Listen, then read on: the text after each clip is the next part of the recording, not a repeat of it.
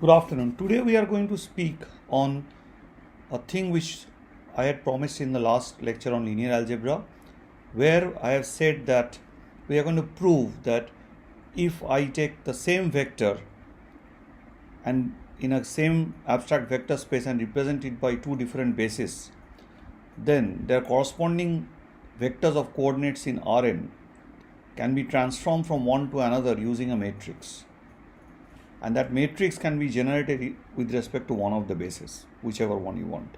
So, and that's is called the transformation matrix, and that's what we are going to work on today. So we are going to talk about the transformation matrix. Okay, so this is what we are going to talk on today: the existence of the transformation matrix. And this is based on a proof given in the book Applied Linear Algebra by Lorenzo Sadun and published by American Mathematical Society. To start with, let us frame the question. So my question is very simple. So here you would see an abstract vector space V with the operations of vector addition and scalar multiplication. And there are two bases, B and capital D, capital B, capital T. Under capital B, V bracket B represents the vector small v element of capital V, and under the basis D, the vectors bracket Vd represents the element in Rn corresponding to the V in terms of D. These are nothing that when you represent V as a linear combination of elements in B, those coefficients make an element in Rn. They can be stacked as an element in Rn, and that is Vb. Same for Bd, and these two coefficients are in general different. So the idea is, how can you move from Vb to Vd? Can you transform by Vd to Vb? So to move from Vd to Vb, you need a matrix. So a matrix, if you multiply Vd by a suitably chosen Vb by a suitably chosen matrix, which is made out of the data of Vb, the basis B, then you can move from Vb to Vd, and that's what we are going to prove. So let us understand this problem first in terms of the diagram. Right. So here is the abstract vector space V, which under the basis B is mapped to element V bracket B in Rn, and which under the basis D is mapped to an element V bracket D in Rn. And then Vb to Vd is related by this linear transformation VDB, or the matrix ADB. And ADB is created out of the elements of the basis B, where every row of ADB, we'll soon see in the next slide, is nothing but all the elements of vector, all the vectors which are present in the basis B, their coordinates represented in terms of the basis D. So ADB, so VD is ADB into VB, and V bracket D is ADB into V bracket B. But ADB is a matrix whose each column has the following. Whose each column takes B1, and then in terms of the basis D, it represents B1. That is, B1 could be alpha, say beta 1 or gamma 1, D1 plus dot dot dot gamma n Dn. Then B1 of D is gamma 1, gamma 2, gamma n. B and D could be gamma dash D1 plus dot dot dot gamma n dash Dn. So Bn of in the basis D is gamma 1 dash gamma 2 dash gamma n dash. That's it. That's exactly what it is. So representation of the elements of B1 as an element of Rn in terms of the basis D. Those columns would constitute the n cross n matrix ADB. So let me again recall you what's the fact. So if B is an element, if B is a basis, B1, B2, Bn, a basis of the abstract vector space V, and small v is an element of V, then V is written as a linear combination of B1, B2, Bn. So there are some real numbers A1, A2, An, such that A1 into vector B1 plus dot dot dot An into vector Bn equals V. And these real numbers A1 into An, these n numbers, when stacked up as a vector, they represent a vector in Rn, and this vector is called V bracket B. And similarly, if you do with respect to D, it will become, say it will be some C1, C2, Cn or whatever, then that will become V vector D. So that's it. It's a very simple operation. That's all. You collect those coefficients that come up in the linear combination. That's it. And that corresponds to an element in Rn. So Rn, as you can understand, is the prototype of everything. Now, once you know that, once you know how to do that, you can very simply prove these two formulas. What this formula says is the following. It says that if you have two vectors v and w in the abstract vector space V, and if you add them, then by the closure property, you also get another vector. By the closure property, you also get another vector in the same vector space V. Now, in terms of the basis B, V plus W bracket B is its representation in Rn, right?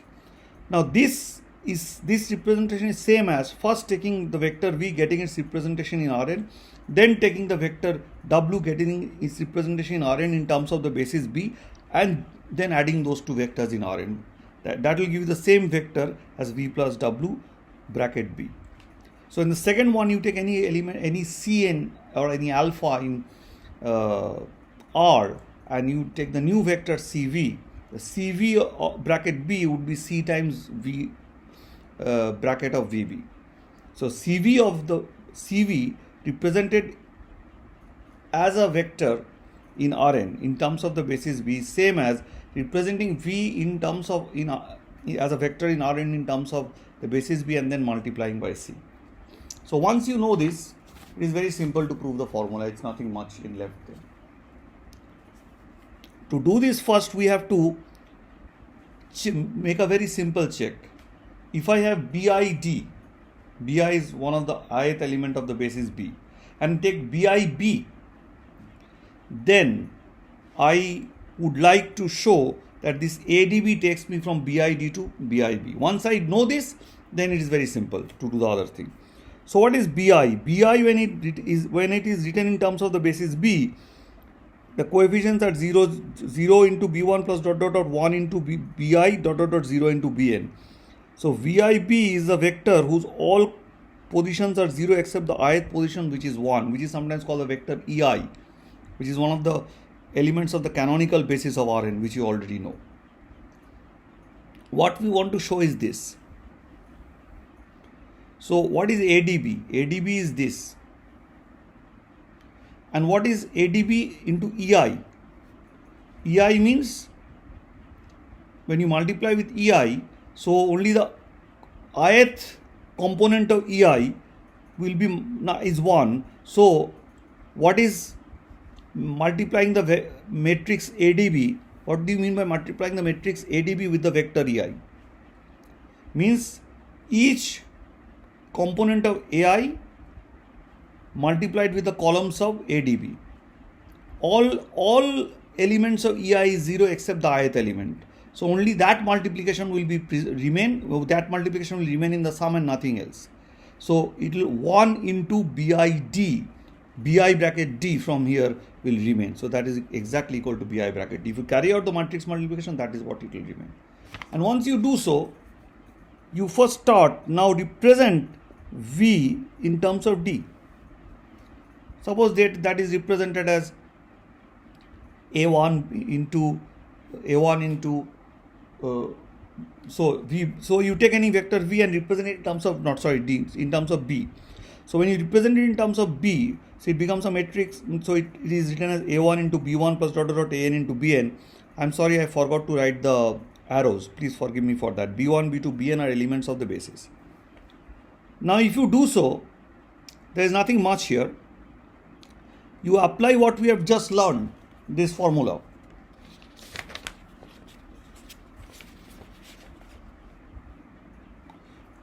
You apply what we have just learned, but apply it repeatedly. Then what you get? If you apply it repeatedly, you get VD is A1 into B1D plus dot dot AN into Bn bracket D. So now this can be represented. This is nothing but a matrix multiplication. Multiplication of this matrix with the columns as B1 vector D dot dot Bn vector D and into the vector a1 a2 an. And what is this a1 a2 an? A1 a2 an is nothing but the vector v bracket b, as we had already discussed. So here is the simple proof. So you apply what we have learned for two vectors and apply it repeatedly. When you apply it repeatedly, or you can do by induction, you will get this result in terms of the basis D. So first you write the vector v as an element, as a linear combination of the basis elements of the basis b, and then take the coefficient of that vector and the whole representation in terms of the coefficient, as if you are writing the coefficient in terms of the basis d. When you write that, you will get this, and then that is nothing but it represents a matrix multiplication, but the matrix is already our matrix ADB, which we have already seen. So VD is ADB into VB, and that ends the proof. I hope I'd been clear, and if not clear, you can obviously comment below and write to me. So now with that, I can pose you another problem I'll pose you, which you will prove yourself. And in the next class, we'll be talking about matrix multiplication, and we'll talk about three ways of matrix multiplication. And one of them would be a very interesting one, which will give you this whole story of diagonalization and other things and singular value decomposition. So we have to do that in order to very fast move towards data science. Okay, thank you very much, and I'm happy to be back once again with you. Thank you.